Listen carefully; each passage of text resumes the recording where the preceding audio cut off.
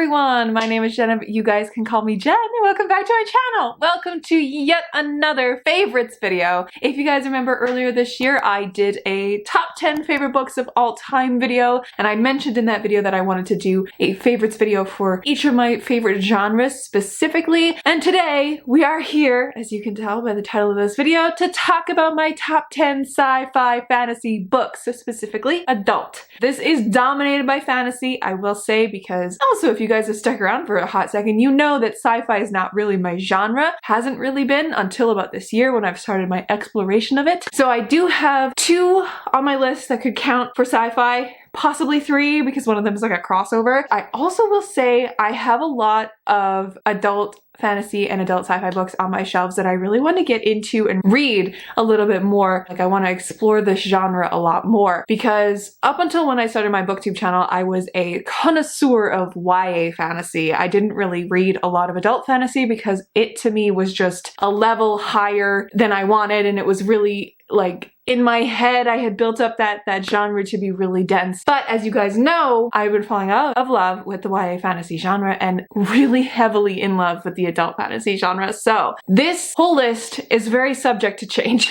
Very subject to change. So I will probably be doing an update within a year or 2 to kind of expand on this list and change it up a bit. But as of right now, this moment, August 3rd, 2021, these are my top 10 favorite sci-fi fantasy books. They are not in any particular order except for one of them because that one is my favorite book of all time, which you guys already know it if you watched my previous video. We're just gonna get into this. We're just gonna go one by one, I guess, and we're gonna get one of the ones out of the way right in front of me. And that first one is The Wolf of Oren-Yaro by K.S. Villoso. You guys know how much I've been loving this book recently, loving this trilogy and getting into it recently, and this book is so good, you guys. And I absolutely adore it. So if you don't know what this is about Tali, or Queen Talien, who is the monarch of this country. Her husband walked out on her about 5 years ago due to a issue that we don't really get a whole lot of until like the end of this book. We don't really know why he walked out on her, but it was 5 years previous. She's been trying and struggling to keep hold of her country, and she has a lot of issues as a ruler. She is the daughter of one of the most ruthless men known in this country to have ruled, and so she's trying to not really live up to that legacy, but like struggling with that legacy. At the beginning of this book, she gets a letter from her estranged husband asking her to meet on soil that is not her own like countryman's soil. It's a country that doesn't really recognize her as queen. She decides, yes, I want to go, mainly because her son, who is 5 or 6 at the time of this situation, maybe he's even a little older. Is he 7 in this? I can't remember how old he is. He wants to see his dad again. So she goes, well, I guess I'm saying yes to this letter and I'm gonna go meet him. And so sets off this entire epic destruction of Queen Talien and how she just gets thrown to the bottom of the barrel and claws her way back up. And I adore this book so much, as you guys well know. I've just been ranting about it, and I finished the second one recently, and it's just escalating the political aspects of this world and everything, and I cannot wait to read the third one. I think the strengths of this book are the characters and the world building. Impeccable, and you all should read it. Next up, let's talk about another favorite that I read this year, and that is Hall of Smoke by Hannah Long, or H.M. Long as she's referred to on this book. You guys, this book is incredible. This is a debut fantasy novel, and we have a second one coming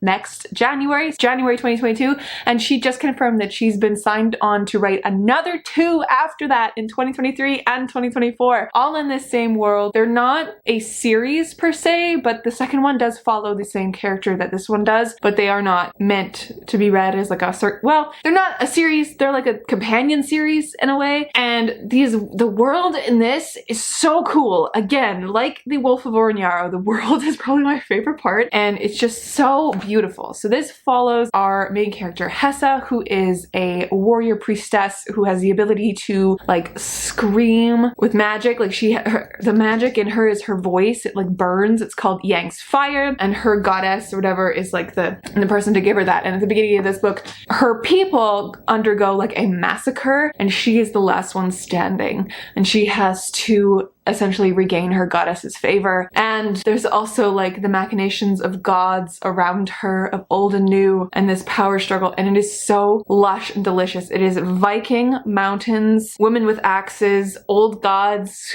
who have been like broken down and abandoned. It is fantastic. I highly recommend this if you like Vikings, if you like video games like Skyrim, and if you like books like Shadow of the Gods by John Gwynne. Like, epic, just incredible. Oh, I love this book, and I can't wait to reread it one day because I feel like it's just gonna be even better the second time. And I cannot wait to see how Hannah Long's writing gets better and better and better with every book, and because it's just gonna go up from here. And this was already an amazing debut, and I love it so much, and oh, so good. I love it so much. All right, let's get this one out of the way as well, because this one kind of counts as 3 books, but we're gonna consider it as one big one, and that is The Lord of the Rings by J.R.R. Tolkien. So this is my Lord of the Rings bind up that I bought when I was very small. I retaped it all to keep it like from falling apart and stuff, but this is a bind up of the 3 books of The Fellowship of the Ring, The Two Towers, and The Return of the King. All of them are considered some of my favorite fantasy books, so I decided to just talk about all 3 in one fell swoop. This is just classic. Everybody knows Lord of the Rings. If you haven't seen it or read the books, you still know of it. Tolkien is the father of fantasy, I want to say. Like, obviously he's not like the first guy who wrote fantasy, but like ever since he wrote The Lord of the Rings, you can see his influences in the fantasy genre trickling down through the years, and it's just incredible. And this book series is just so well done, and his writing is so lush and descriptive, and yes, dense, and can be difficult to get through, but commit.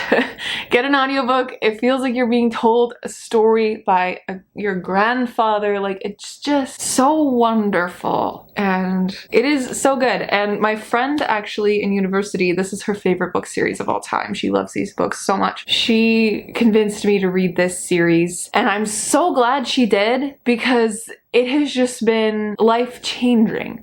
I have read The Hobbit and then these 3, and I've since reread the first one, and it is one of those books that I will be coming back to over and over and over again because it is comforting and epic. And I think it's just the amount of comfort in this book that comes with, or these books, that comes with the epic storytelling, and it's a new world that is entirely immersive. Well, you know what? You're gonna see across all of these books a similar theme of epic world building and being super immersive, because that is just my favorite kind of fantasy. It is the quintessential escapism, you know? And yeah.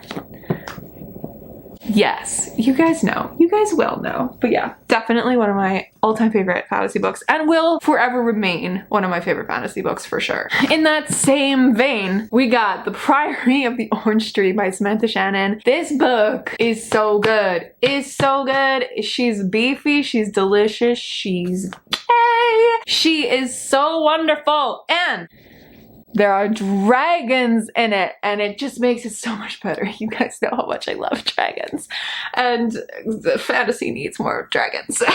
So we have, of course, we have Queen Sabran, who is the queen without an heir of a queendom on the west side of the world of Innis, and then we have the east side, which the main distinguishing factor of the two sides is the ideologies around dragons and their like foundational stories. And it is a story of that. It is a story following multiple characters, and it is a story about dragons and this evil body of dragons coming back up and trying to take over again. It is so lush, and it is slow, and I think that is one thing I hear a lot of people say is quite slow. Yes, it is quite slow, but it is delicious because we get to explore the world slowly, and all of these things are just slowly being put into place. And it is a fantasy standalone, which is just incredible. I love me a good fantasy standalone. There's some about a fantasy standalone. The ability to write an entire fantasy story in one narrative is very, very masterful to me. But this is just incredible, and I love it so much, and I think everyone should read it. All right, let's dive into the next 4 books, 2 of which are from the same authors. So we're gonna talk about my boy Brandon Sanderson first. So we got these 2 books of his worlds. we got Mistborn and The Way of Kings. I don't know which one of these is like my favorite, probably Mistborn, because I have read the entire trilogy since, and I really enjoy the first era of Mistborn trilogy. It is so good. I love it, and I absolutely adore The Way of Kings, but I have yet to read any more of the Stormlight Archive. That's fun, but yes, this boy, he be beefy and he be delicious. Like the cinematic writing that Brandon Sanderson has, where he could just, he's so good at what he does, and he's only just starting out his career in the grand scheme of things. Like, the man finished The Wheel of Time when Robert Jordan passed away before it was finished. Like, he was asked to do that, which is like, asked to finish a series by one of the fantasy's greatest. He's so good at what he does, and again, he's just starting, right? Like, he just released his 4th book in this epic series. I don't know how many books there are going to be in the Stormlight Archives, but it's going to be a lot, and this first one is over 1,000 pages. I think it's the man writes some epic friggin' books, and I love it so much. I don't even know how to describe this one. How do you describe the Stormlight Archives? I don't know. Like, we follow a few characters, and you get these different perspectives from the world. So you follow like Kaladin, who is a war hero turned like slave. You follow Shannon, who is desperate to help her family in any way she can. You follow Dalinar, who is a war general and a man who's struggling to keep his sanity together. You follow an assassin who cries when he kills people. Follow all these different people, and it's just this continuously whirring pattern of history repeating itself, and it is so epic and it is so fantastic, and I really love this, and I want to reread it soon so that I could keep going with the series. They're just so delicious. That translates into Mistborn as well. I think my favorite thing about this is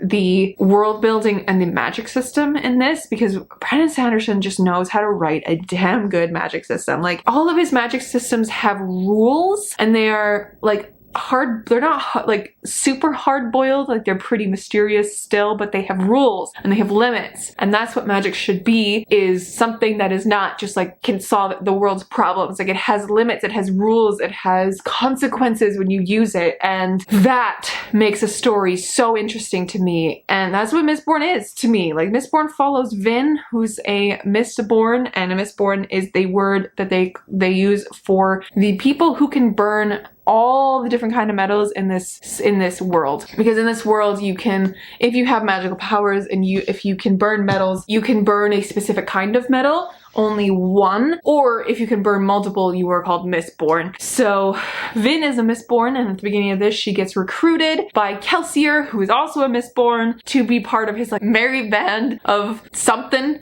to try to take down the Lord Ruler. This is like the aftermath of If the Bad Guy Won, and it's like a heist novel. It's so good.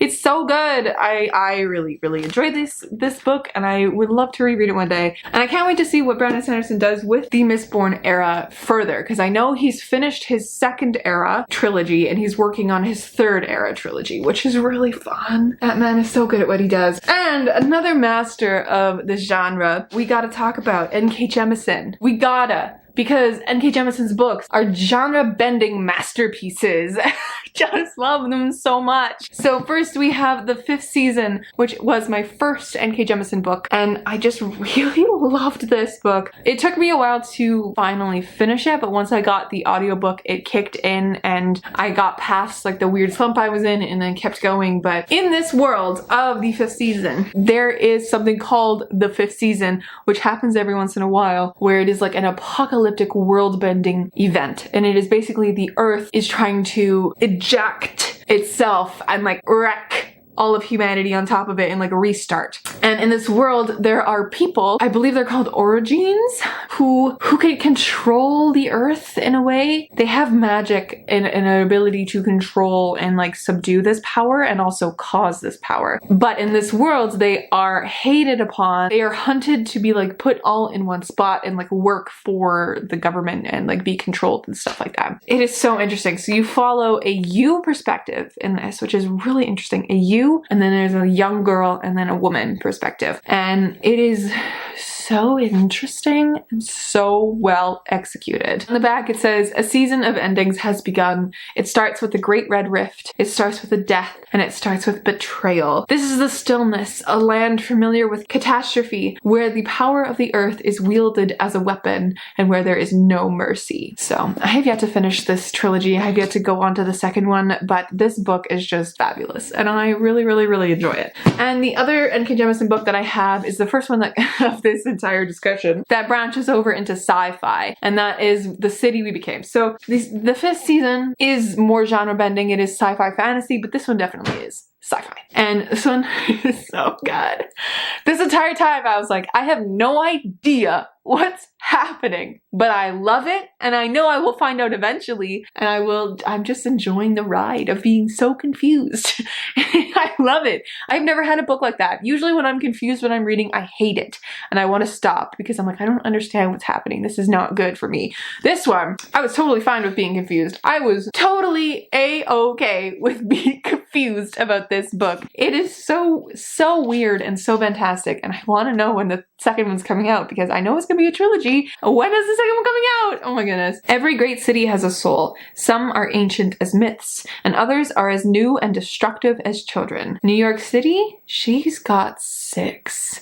So it's the story of a city who is alive and is like becoming a city, like being born into a city, and it is modern, so it's not like the start of it. Like there's this whole lore behind cities and stuff in this book, and so it follows the New York City embodied in a man, and then each of the 5 boroughs are people as well. So we have Staten Island, we have the Bronx, we have Queens, we have Brooklyn, and we have Manhattan. And so it literally says, in Manhattan, a young grad student gets off the train and realizes he doesn't remember who he is, where he's from, or even his own name, but he can sense the beating heart of the city, see its history, and feel its power. In the Bronx, a Lenape gallery director discovers a strange graffiti scattered throughout the city, so beautiful and powerful, it's as if the paint is literally calling to her. In Brooklyn, a politician and mother finds she can hear the songs of her city pulsing to the beat of her Louboutin heels, and they're not the only ones.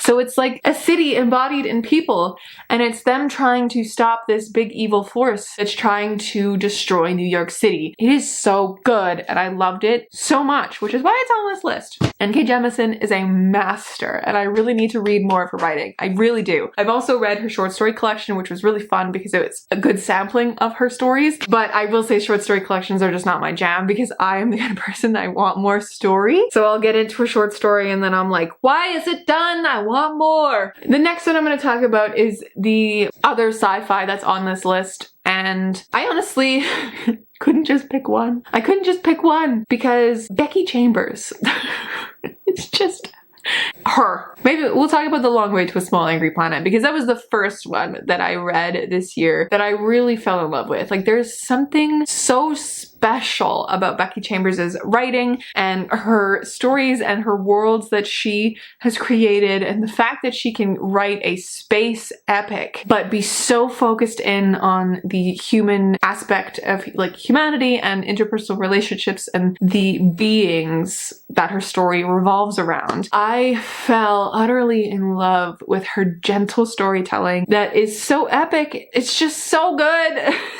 I don't own a copy. I borrowed my friend's copy, so I will one day be getting the entire set of the Wayfarer's books and expanding my Becky Chambers' library. I have so far read 3 of her books and I love them all. There's just something so good about Becky Chambers' space books. They're so good.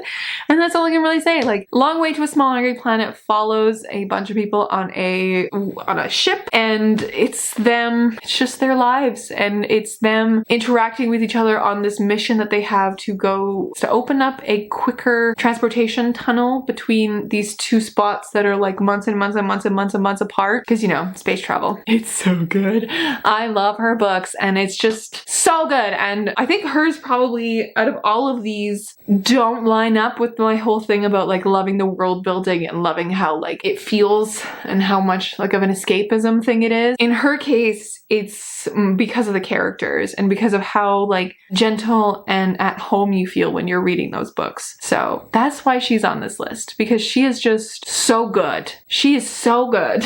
And of course, the last one we're going to talk about today is my favorite book of all time. I need to reread this book to make sure that it's my favorite book of all time, and I know it is. I want to reread it. And that is The Starless Sea by Erin Morgenstern. This is probably the least fantasy book on this list. Everything else around me is pretty high fantasy, except for maybe this one, because this one's set in a city. So like these two are probably the most realistic. I put in air quotes because this one's very strange.